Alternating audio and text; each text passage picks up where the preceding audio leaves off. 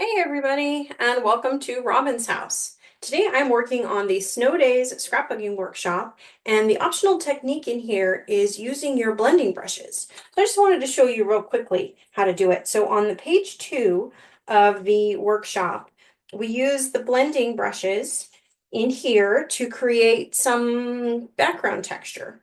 And so I just wanted to quickly show you how to accomplish that. And the way I like to do it is to get at least my basic papers, so I know the spacing of what I want to do. So I can see on this page, I want my thing to be somewhere in here. So I ended up with it a little far, and that's because I didn't properly put my spacing down. And you might also want to have your space across here, but we're just going to kind of show you the basics. So you use your blending brush, and in this case, I used Speckled Egg Distress Oxide.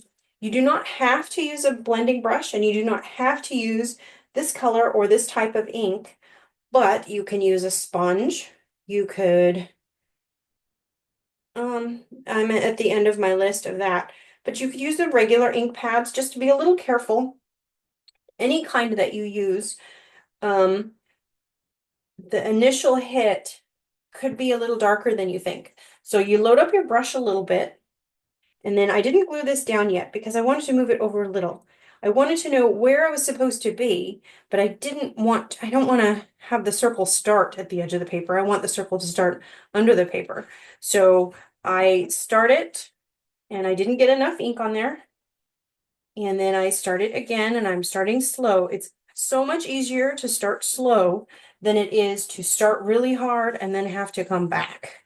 So I'm building up my little circle area, and you probably don't want it to look exactly like a circle. So as it builds, kind of move it to another direction so that it's not a completely obviously round circle. See, now when I put this back, the circle is a little bit underneath my papers. And then when I put my photo down and my other photo down, now it's just a space in there. So then I would take my paper that I have here, move it up a little bit, and again, I would round off my, oh, see, it can get pretty dark there, faster than you intend. So you just go over it, go one way, go the other way, oblong your circle a little bit so it's not, so it's not an exact circle, because that's just weird. There we go. So I've got some shape on here.